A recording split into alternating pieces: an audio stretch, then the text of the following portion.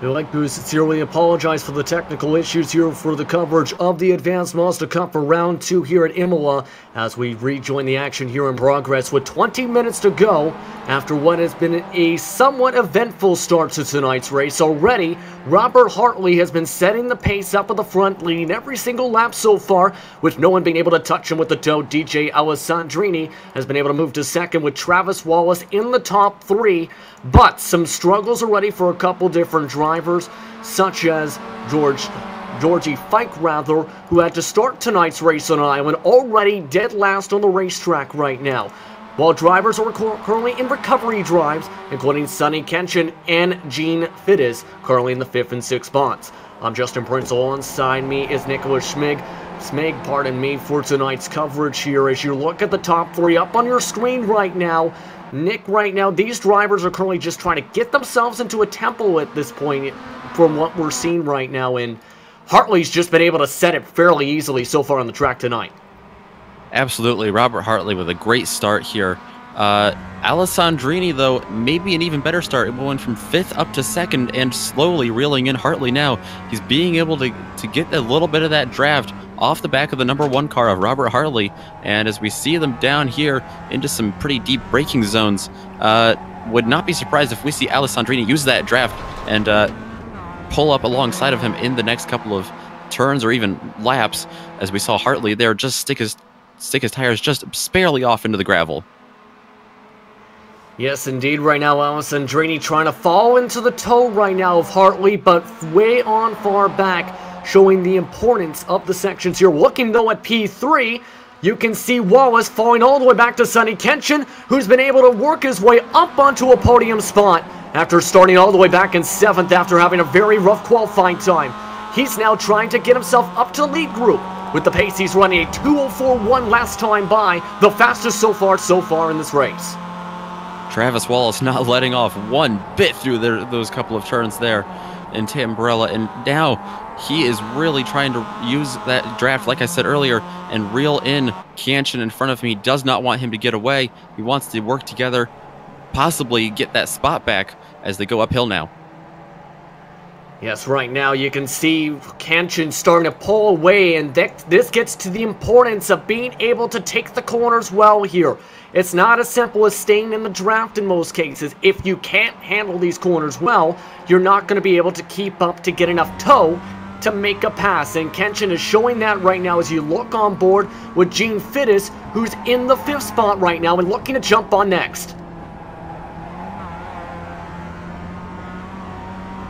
And you continue to see him working his way through Aqual Minarelli just now falling down the backstretch, down one of the main straights now towards Verente Alta, a major danger zone where you don't want to hit the back end of somebody's car like this, as he ends up losing a little bit of time at the corner exit over top the curbs as they head down towards one of the top passing spots on the racetrack in Riviazza that can set drivers up for that long straightaway all the way through Verente Bassa tonight.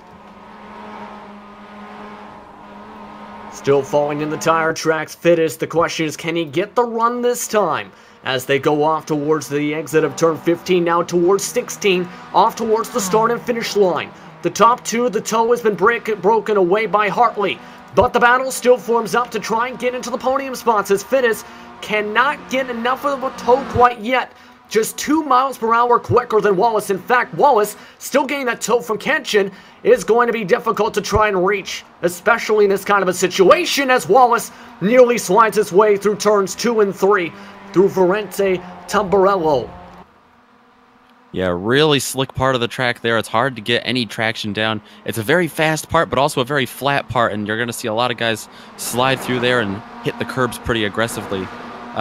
Gene Fittis, like we were saying, we're in 5th right now. I'm sure he'd love to have a good result. He's had many good results this week and even today, but I'm sure he'd like to have a good result on the SOF broadcasted split as well. Finished 20th last week in this split at Spa. Already 15 minutes to go in this race. Again, we talked about this before. Estimated 12 laps, 12 to 13. But there is a chance we go to 13 as the pace has gone into the 2:04s. As Fittis having a chance with a mistake and behind. You're looking at Robert Hartley, though, setting that tempo. 1.2 seconds, back to Fittis, who almost was able to get the pass done in a very awkward position. Nearly runs in the back of Wallace in one of the danger spots. And Acque Minarelli just now. They'll go side by side now towards the Varente Alta. Wallace has to get off the gas, lets Fittis on go, as Fittis moves up to the 4th spot. Real aggressive driving when we were talking about it a little bit, Justin, in the pre-show. Only a 25-minute race. Now only 15 minutes left. Definitely going to see drivers fighting this aggressively for every single spot on the track. Indeed, you're looking at Wallace now trying to actually move his way forward. Defensive line now from Fittis, meanwhile, as Wallace tries to go for the cross. He'll get towards the back end through Rivianza 2, sliding around as Fittis, as now this could be a possible tow situation that could help the back end of Wallace. He drops on the back bumper. Fittis moves up to the left side of the racetrack, trying to go to the defensive line, as Wallace goes side by side, heading past the start and finish line, past turn number 1. They head now past the press box, heading past the grandstands as they work their way into Varente Tamburello. Wallace going to outbrake Fittis this time, as he lets him on go with the faster pace with the tow. Yeah, I think Fittis knew he was going to be faster there with that slipstream. Let him on by. He knows he can get him back because he knows he has just about the same pace, if not a little faster than Wallace right here. So Fittis probably a good, safe move there to let him go by. And speaking of pace, if we can go up to the battle now, forming up for second. Remember DJ Alessandrini with his good start to get to second? Guess who's caught him, though? Sonny Kenshin, remember, who started in 7th tonight, is all the way up to the 3rd spot. As mentioned, he's already worked his way without the help of a tow for a majority of this time, right to the back door of DJ Alessandrini, just 1.7 seconds back of the leader in Hartley. And if these guys stay like this single file, if Kenshin decides not to make a move, that might actually help them catch Robert Hartley on a couple of straightaways here. Couple of split seconds going to be shaved off with all that slipstream they have. Right now, you'll look once again towards Varente Alta as you continue to see Alessandrini just fall on through, falling in the tire track still. If Hartley, as both of them go for a wider exit, going off into the runoff area this time, as Kenshin's going to work on the slipstream, goes all the way to the left side, both of them letting the racing line. Kenshin will ride the outside line, as Alessandrini just lets him on go with the faster pace, as Kenshin really late breaks his way in. He has reduced his lead down to just a second over Robert Hartley as Hartley drifts his way through the sand as they'll come their way towards lap number 7. But Hartley probably starting to feel the pressure. Kenshin, remember, wrecked out of the last race at Spa. Kenshin started 7th. He's up to 2nd. He'd like to be up to 1st. He has the pace. He's been one of the best hard chargers of the night. And actually, I believe he is the best hard charger of the night so far. And he is reeling in Hartley for sure. Right now, separated between the top 3, about 3 car lengths apiece as we look at the battle form up. Kenshin continues to follow on slowly but surely, continue to gain up. The question is, though, what do you think Hartley would do once they reach them? We're already about halfway through the race. 12 minutes to go on the clock exactly.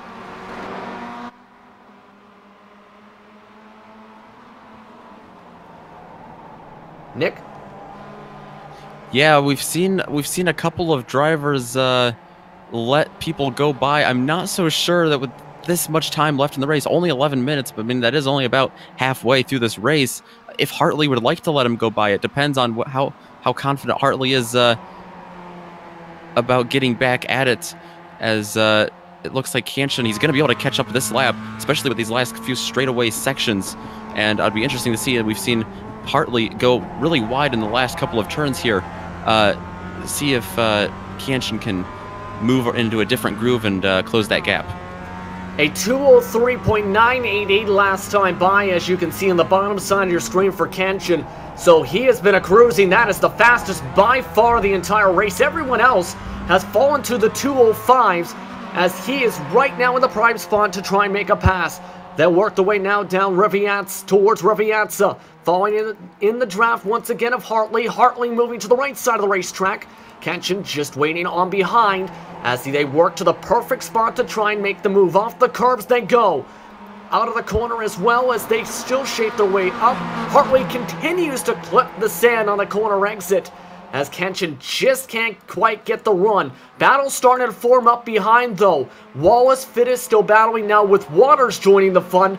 Just in the second group that's starting to form up as we look back towards that battle. As catching up towards them as well as Dries Nice, who's fallen from 4th spot from the starting grid all the way to 7th. Yeah, many times in these Mazda races we see, we see some side-by-side action as Fittis is going to let think better of that move. He's going to let Wallace prevail. Anyway, what I was saying, we see a lot of times in these Mazda races, a lot of these lines of 3 or 4 cars form up. That's just kind of how these cars aerodynamically drive, as now we see David Waters really put the pressure on Gene Fittis through there.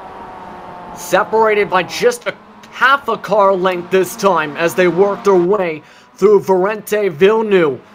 Fittis continuing to hold a more defensive line now, going into Tosa. Almost dives his way into Wallace. They go bump and bang as Wallace pushes up the racetrack. Fittis gets on through. They'll go side by side now for 6th spot. As Dries Nice is going to go side by side with Waters after the contact. Very close battling. Nice has to get off the gas. Waters works his way through the grass still, as now Waters brings it back to single file. Near disaster for all 4 drivers there. And what a break that was for Dries Nice, who was at the tail end of this pack. He's now up 2 spots, and he looked like he was going to be able to make a move on Gene Fittis there. He wasn't able to, and now he's already under pressure from Wallace and Waters. And Fittis has already pulled away a lot now, and Nice is going to let all of them on through. Possible slow down penalty for him and Waters, as they both have to let Travis Wallace go. But look at Fittis able to just pull away the toe away from Wallace, just because of that, how rough Tosa was to set themselves all the way up, all the way down to turn 10. And now you see now as that continues to shape up with the top 5. Why don't we take a look back at the front, because Kenshin continues to play the calm game on Robert R. Hartley. In the tow now this time. He's got a lot of speed though, plus 4 miles per hour as they go side by side past the flag stand.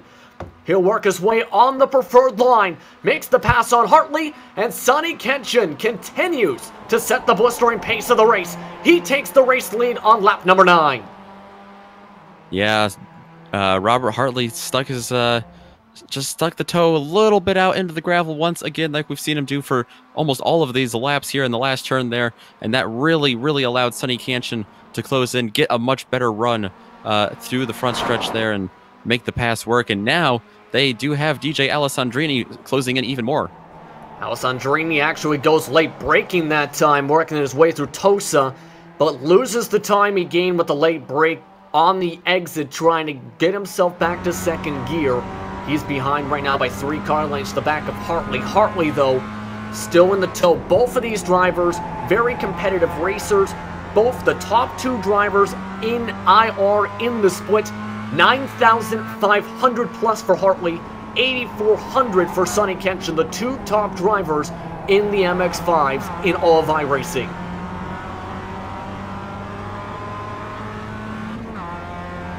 And right now, Hartley still cannot find a way to quite get anywhere yet, as again, trying to make a peek on Kenshin. The question is, though, will we get enough of a draft through Rivianza?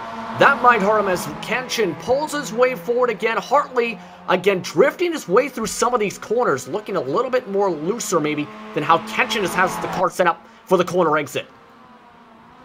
And if these guys do get racing side by side, Kenshin and Hartley, and if Robert Hartley is not able to make that pass, what does that mean for Alessandrini? Does that mean he can come up and join the party even more? Indeed, right now.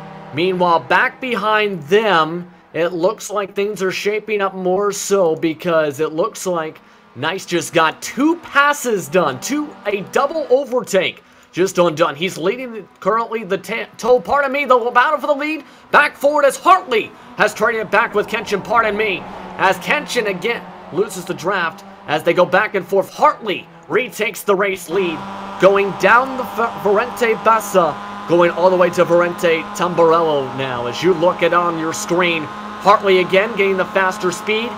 And this is something that hasn't been seen for much of the day and much of the week, rather, but can be brought out the competitiveness in an SOF race like this. And right now, as you see there on screen, all three drivers still nose to tail. They're going to stay like this as long as they keep it clean for the last 5 minutes and 24 seconds of this race. And it's just a matter of timing at this point. When does Kanchan make the move that will stick? Will it stick? And what can Robert Hartley do on the defensive? That's going to be the question. We've seen drivers try and move to the left, but the toe has come a bit strong. It's very different, though, compared to Spa, as Kanchan goes wide into the grass, loses a spot to Alessandrini. A huge mistake going through 9 and 10 through Acqua Minerale. Something that's so easy to possibly do. Overcook the corner, locking up the brakes, and that time Kanchan loses a lot of time.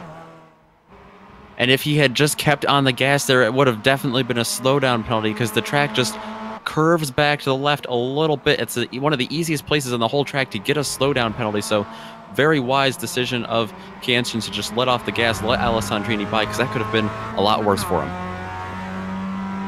And now he's lost some time back by a second now, but DJ Alessandrini is in a great spot. You're looking back and though at Drees Nice in the 6th spot right now, trying to keep up to the back end of Wallace. He had a double overtake last lap. This lap, though, he had to re-overtake Waters after being passed by both of them, and still has to hope he can regain the back bumper of Travis Wallace from the toe. You see them working their way now towards the start and finish line as Nice is still back. The battle for the lead, though, forming up again. This time, Alessandrini is going to send it inside as Valente Tamburello, a danger spot, but that time Alessandrini trying to make it a passing spot. Here comes Sonny Kanchan. They're going to go side by side heading to the turn number 5 for the start of Valente Villeneuve. Kanchan outbrakes his way past Alessandrini. He sends himself into the sand trap, just avoids the tire barrier as he'll lose time, but Alessandrini backs up and lets him keep the 2nd spot. Kanchan had Alessandrini there in the bag, and then he was going for the lead over Hartley too. Just way too much speed to try to carry through there. He paid the price, and Alessandrini followed him right off the track. Now Hartley has one of the biggest gaps we've seen in a long time for the lead. Right now separated by 0.6 of a second. The question is how long that be the case. As Kanchan really lost a lot of time, Alessandrini had to give him a bump draft. So Alessandrini with some damage on the right front of his car. Bumps into the back end, in fact, of Kanchan. So Kanchan's back end is completely destroyed as Alessandrini's going to move to his left side. Kanchan's going to try and defend on the right side. Bumper cars forming up in the MX-5s. Both of them significant damage in this battle for second as Kanchan keeps second. I'm sure that's all aggressive racing here at the end, plus a little bit of mixture of tempers as they both drew each other off the track there, and they've really got to start working together if they want to be able to catch Hartley, because he continues to pull away. The thing is, though, too, how much can the damage really affect these cars? Because while Kanchan has more damage on the back end, it's a lot of front nose damage now in Alessandrini that could affect how the car potentially turns on some circuits. Nick. Yeah, it's a lot of aerodynamics playing into this. You see we have the front end damage there and the back end damage on these cars. So the bump drafting in these cars works to an extent, but aggressively tapping there really does end up hurting them in the long run. I think Hartley on the final lap now has to be grinning ear to ear right now, looking in his rearview mirror and seeing what he does see. And both of these drivers on a draft track like this have already fallen back to 1.1 seconds. Hartley, though, continues to build up the incidents. We look back at the battle, though, for P5 as Drees Nice continues to have to defend, this time getting by Travis Wallace, as now they're side by side. Wallace nearly put into the grass by David Waters, but Waters able to hold on for now, going through Valente Villeneuve as everyone able to just hit the edge of the sand to avoid the incident points. But this has been a fierce battle for just the top 5 between these drivers, and how the toe in the mid part of the field is a big possibility for position swaps all the way to the finish. David Waters really trying to get on the brakes late in all of these last turns, trying to make the most of this last lap, trying to get around Drees Nice right now, trying to do anything he possibly can. He's got to be careful, though, because one little mistake, he's going to get passed by Wallace and possibly others behind with a slowdown. You can see how much time flies. We're already on the final lap of today's race. After 25 minutes of action, Robert Hartley still holding on in front of Sonny Kenshin, with DJ Alessandrini falling on behind, still in the top 3. For Hartley, he's been able to lead a majority of the race, has kept the car mostly clean, has damaged the right front, but has been able to control the tempo all day long. Kenshin almost caught up to the back end along with DJ Alessandrini before bumper cars ensued just a couple laps ago. But for Robert Hartley, he'll come towards the start and finish line, towards the checkered flag. And for him today, he'll go back-to-back in SOF races. He will win at Imola tonight here in the Advanced Mazda Cup. The battle for P5 still heating up, though, heading to the start and finish line. Nice, holding on just for now in front of David Waters. Waters trying to get one last poke, going through the draft towards the start and finish line, but it's not enough. Dries Nice able to hold on just long enough to finish off in the top 5 as you see them passing by the flag stand. A very close battle. All the way back, though, P12 still shaping on up across the track as you continue to see them working their way around. For P12, it was Dan Blake coming away, and for Georgie Fike on his island passing on just behind him. But a heck of a race today with the action going on across the circuit as the drivers followed on. Apologies here for a glitch here apparently on the server. Apparently we've just been notified there has been a glitch that we are on lap 13. Apologies here for misappropriating the call for the finish. But Hartley still in command of this race. Apologies once again here tonight here on the GSRC network and the iRacing Esports network as Hartley still holds on. Apologies once again. I'm glad Sonny Kenshin knew it wasn't the last lap, and you can tell he knew it wasn't the last lap because he is driving the living daylights out of that number 2 Mazda as he is gonna try to make it side by side. That's not a great place to try to do that. They ball slip and then Alessandrini makes contact. Whoa! And both of them had just disappeared off the racetrack. If this is incident limit there, remember in the pre-race we talked about 17 incident limit? Both of them have gone over the limit. So regardless, Robert Hartley is going to come away with the checkered flag. And now instead of having to deal with both of them still behind, and what was at 1 second last time, will be 10.8 seconds now. So in a very confusing sequence of events, Robert Hartley now goes back-to-back races in the SOF events for the Advanced Mazda Cup. And David Waters has gone around Dries Nice for what was 5th to them. Now it's 3rd. So now they were fighting not for a top 5, but for a podium, and it's going to be David Waters who's able to follow Gene Fittis, who finishes 2nd. Waters takes 3rd, and it looks like it will be Dries Nice in 4th. Yeah, now everyone moves up some extra spots for some points. Kenshin and Alessandrini are going to lose a lot of points in this SOF race because of that, as you see the rest of this coming on through. Apologies once again. There was the possibility of going to 13 laps. It looks like they have allowed them to go to 13 laps, as we'll have to take a quick look at what just happened in terms of those two drivers trying to battle behind Hartley. And I think there were a couple other drivers that also hit that incident limit there, because people like Andres Bertoni up to 5th now. A couple other drivers like Travis Wallace who were up there, unless he ran into other incidents. I believe that's what happened to him as well. Yeah, and you see the reason there. Both of them hopped the curbs. Kenshin brake checking a little bit to try and make sure he doesn't run to the back of Hartley. But per the rules of iRacing, if you get a disqualification, you finish the lap at least one lap down, so they will finish 14th and 15th because of this incident you see once again. And an absolutely confusing sequence. We apologize once again for the confusing finish here for tonight's action here, as the race went to 13 laps rather than 12 as well, and iRacing allowed them to run an extra lap. We'll take a quick step aside. When we come back, we'll go over the full race results here on the Global Sim Racing channel, the iRacing Esports Network, here for the Advanced Mazda Cup Round 2 here at Imola. Once again, we apologize for the finish. But with that, we'll have post-race interviews and your results right after this.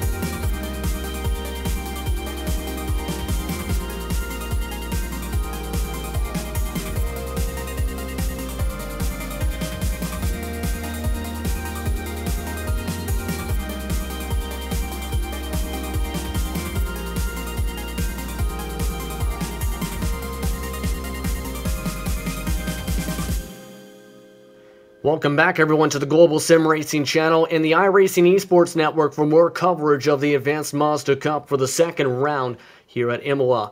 We just came off a confusing finish here, to say the least.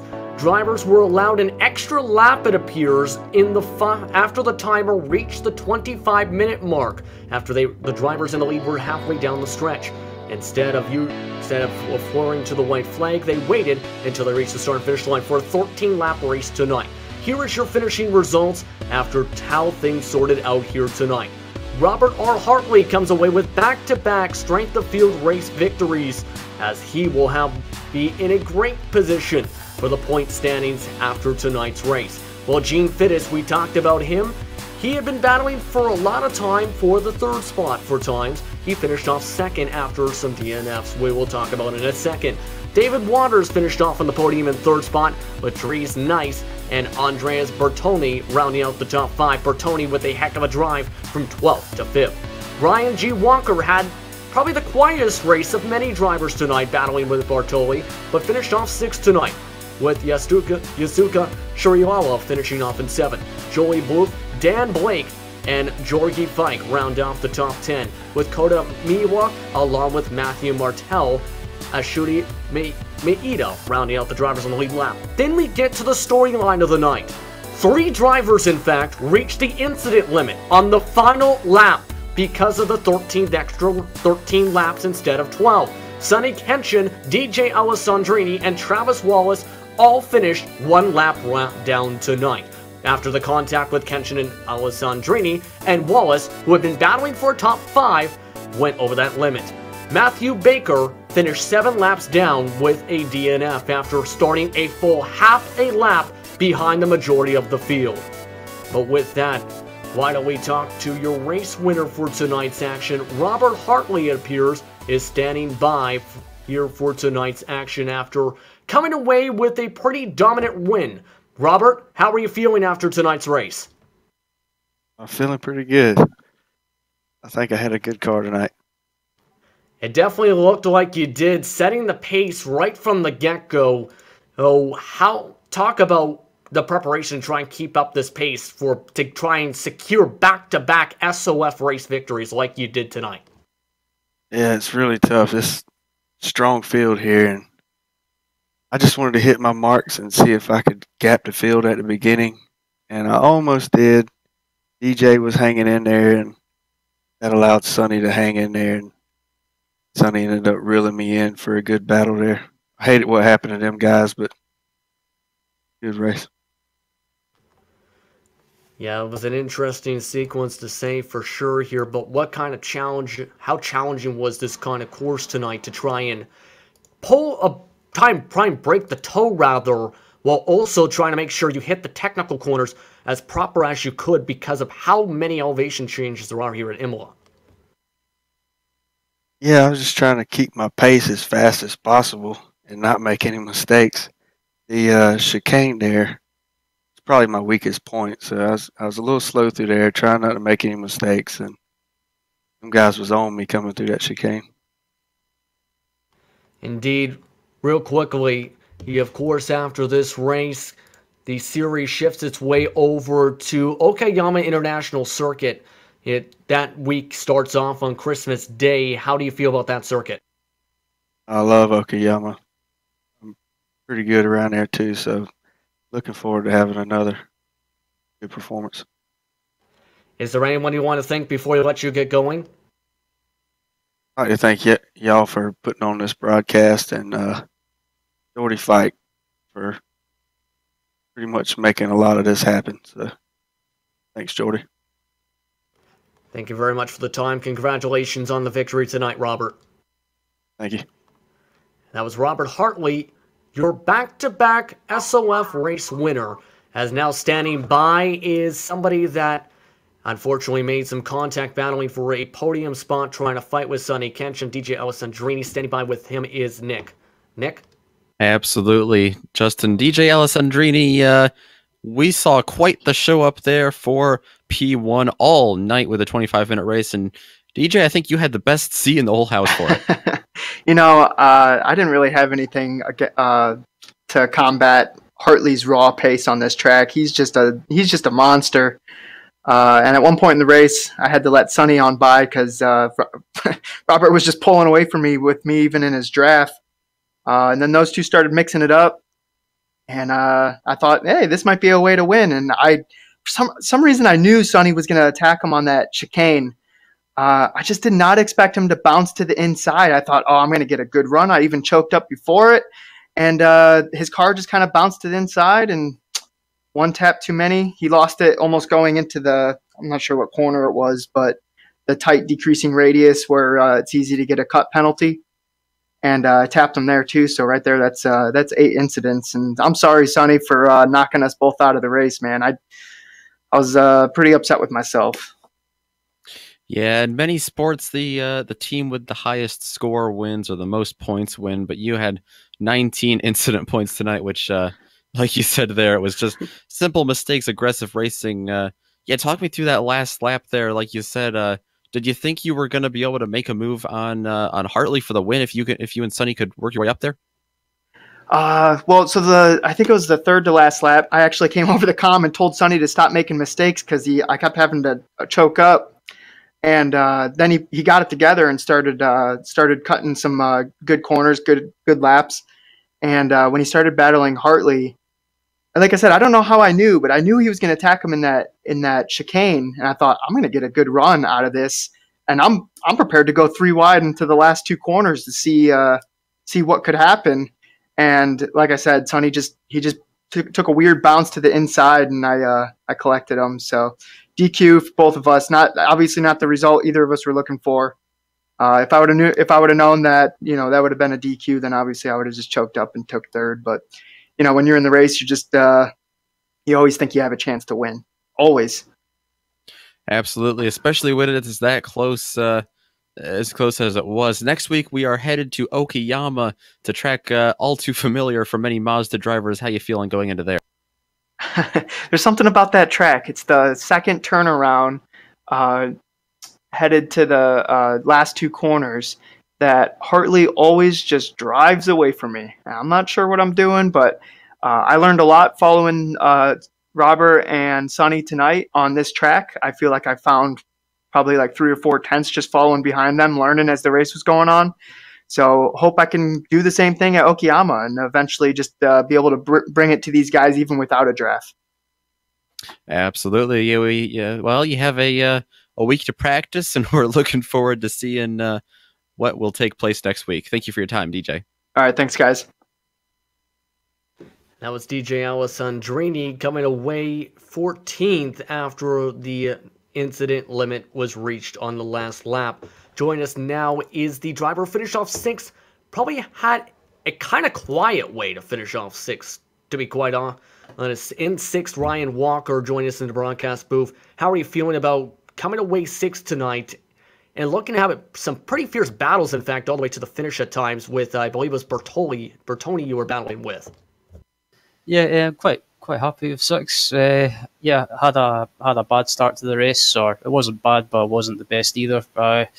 It took me a while just to settle down into a rhythm and just go around doing laps and making sure I never made any mistakes. And yeah, I think I was in 10th position for most of the race, and then I think a couple of people up at the front had a disqualification due to the incident limits. So again, gained a couple of spots on the last lap. So yeah, quite happy with 6, and yeah, better than I expected to do. Indeed. How you mentioned trying to not make mistakes. How difficult was that, though? Because it talked about a bit about this with Hartley about trying to make sure you didn't, make those said mistakes. How difficult was it, especially to make sure you didn't get the incidents in this race? You finished off with just 9.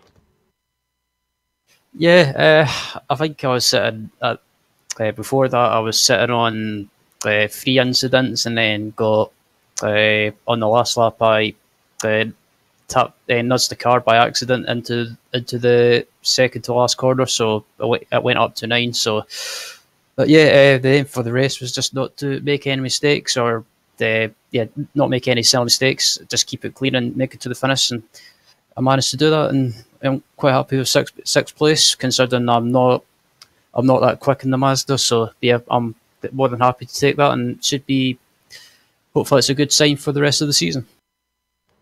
Speaking of the rest of the season, Okayama coming up next. How do you feel about that circuit? Okayama, it's another track I like, but for me it's similar to Imola. That I like the track, but I've never really been quick there, or I just seem to struggle sometimes. So it'll just, it'll just be the same plan as tonight. Just try and make it round, go round doing laps, and just make it to the end of the race and see where I finish. Anything you want to say before we let you go? Yeah, I just wanted to say a massive thanks to George Fike, who's done an epic job to get the Advanced Mazda Strength of Field races broadcast on Global Sim Racing, and yeah, also to you guys at Global Sim Racing for putting on the broadcast, and I'm looking forward to watching it back tomorrow. Indeed, congratulations on the top 6 tonight. Thanks very much. That was Ryan Walker coming away 6th tonight after a very interesting race for sure. Your final thoughts here, Nick, before we sign things off here tonight on the iRacing Esports Network and GSRC. It was a very interesting, very confusing at times race there at the end, but nonetheless, these Mazda races have proved time and time again, even after tonight, that they will just put on an amazing show, especially the SOF races. Every single race, I would highly encourage everyone to tune in next week to Okayama. It's going to be a great one there as well. Indeed, it will be going to be an interesting race to watch as well.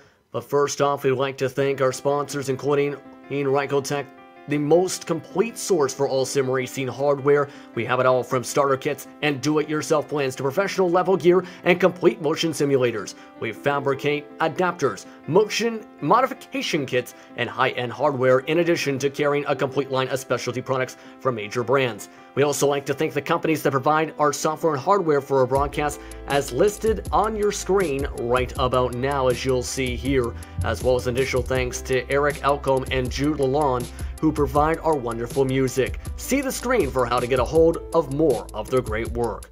Thanks to our team today of Nick, Avant, and Amjad. If you'd like to find out more about the GSRC, including upcoming races, you can find it at globalsimracingchannel.com, or you can check out our social media on Twitter at GSR Channel, Facebook at Global Sim Racing Channel, one word, and Instagram at GSRC_Graham.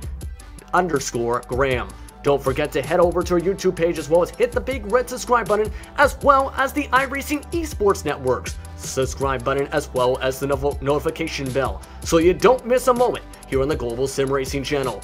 GSRC and the iRacing Esports Network will have a stocking full of racing action for you tomorrow evening. First, the Grand Prix legends head to Daytona Beach to conquer the 2007 road course, starting at 8:30 a.m. Eastern Time, followed by the second round of the Batteries Not Included series live from the virtual Nürburgring. Coverage of that begins at 9:15, followed by the Camel GT Championship, which roars its way around Silverstone. Drivers hit the track there starting at noon.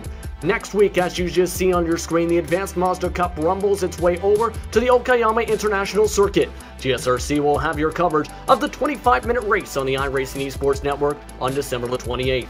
Broadcast starts at 9:15 p.m. Eastern. We will also have upcoming races for the races listed now on your screen, so be sure to check those out and mark them down on your calendar. Before we sign off, I'd like to apologize once again for the technical issues you may have seen tonight, as well as for the finish. Again, I sincerely apologize, and we all sincerely apologize here from the GSRC family. But until next time, race clean, race hard, and we'll see you on the track.